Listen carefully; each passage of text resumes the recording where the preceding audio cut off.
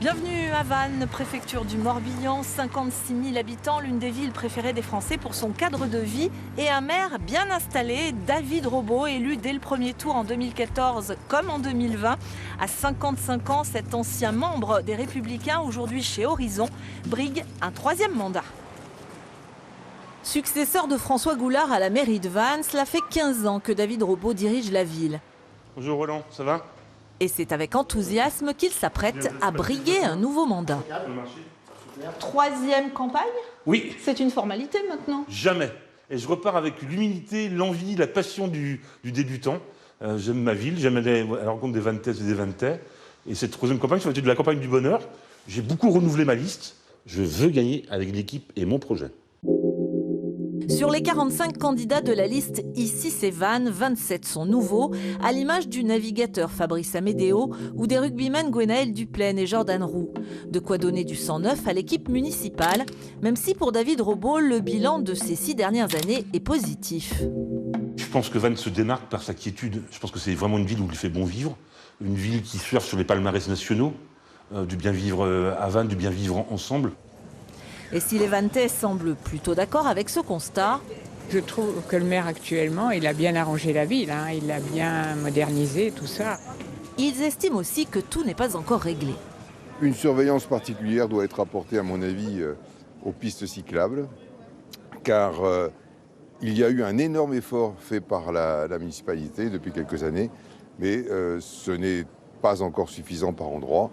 Pour sortir de Vannes le soir, on prend vite plus d'1 heure de bouchon, donc c'est vrai qu'essayer d'améliorer les sorties de Vannes, après je sais pas comment, mais... L'échec, c'est toujours le problème de la mobilité à Vannes. Mais c'est pas un problème vannettais, c'est un problème morbihanais, c'est un problème breton, d'une région qui attire. Donc on y travaille avec des transports en commun, avec les mobilités douces, vélo plus la marche.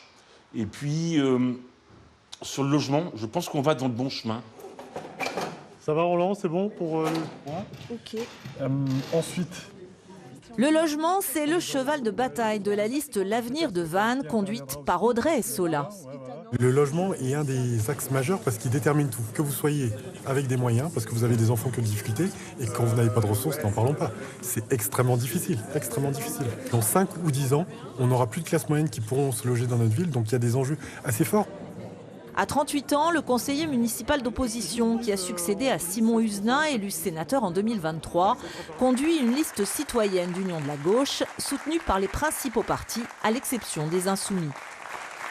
Et ensemble, nous réussirons pour l'avenir de Vannes. Audrey Sola veut croire en ses chances, dans une ville où la gauche n'est jamais parvenue à s'imposer.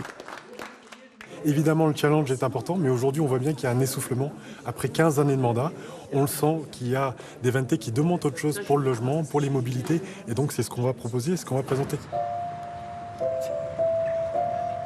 Et sur sa droite aussi, David Robaut devra composer avec de jeunes candidats nouveaux venus sur la scène politique vannetaise.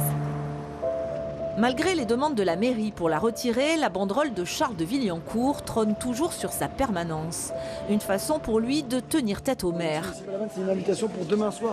Car pour pouvoir se présenter, il a dû se mettre en retrait des Républicains, parti qui soutient David Robaut, et il doit désormais se faire connaître des Vannettais. Un événement demain soir pour parler un peu du programme. Avec Charles de Villiancourt, moi-même. Non mais c'est vous-même. C'est moi-même. Vous êtes un nouveau venu à Vannes, les Vannettais ne vous connaissent pas, c'est la difficulté principale? Alors je pense qu'ils ne me connaissaient pas, effectivement, quand je me suis lancé le 5 novembre dernier. Je pense que pas grand monde me connaissait à Vannes. Je pense qu'aujourd'hui, il n'y a pas beaucoup de Vannettais qui n'ont pas entendu parler de moi. Lui aussi veut donner un nouveau souffle à Vannes, c'est d'ailleurs le nom de sa liste, qui va du centre à l'extrême droite. Et si le logement ou la mobilité font également partie de ses priorités, ce jeune père de 3 enfants mise sur la jeunesse. J'ai 34 ans, donc il faut être tourné vers les jeunes. Et je pense qu'il y a des points à faire vis-à-vis notamment de l'université, l'UBS. Il y a des sujets cybersécurité, data, IA qui arrivent. Et donc c'est penser Vannes 2040. Les jeunes, une thématique qui parle aussi à Valentin Legros, étudiant en droit à Vannes. À 21 ans, c'est lui qui conduira la liste Vannes Autrement, l'une des 4 listes du Rassemblement national dans le Morbihan. On vous aurait dit il y a 6 mois, vous seriez tête de liste, vous y auriez cru? Pour être très franc, non, j'y aurais pas cru, bien évidemment. J'ai un engagement qui est assez récent, je suis au RN depuis 2 ans et demi. Bien évidemment, je me forme chaque jour, chaque mois. Mais bien évidemment que je ne m'attendais pas forcément à être propulsé aussi vite dans une commune aussi grande, mais en tout cas, on m'a bien préparé et j'essaierai de relever le défi du mieux possible. Au premier tour, Valentin Legros espère franchir la barre des 10%. La sécurité est l'un de ses thèmes de campagne.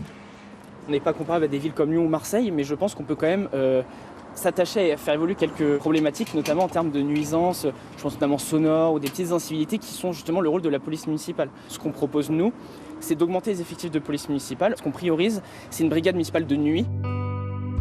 Face à ces nouveaux adversaires politiques, David Robo parviendra-t-il à l'emporter cette année encore dès le premier tour et à conserver la mairie de Vannes? Réponse le 15 mars prochain.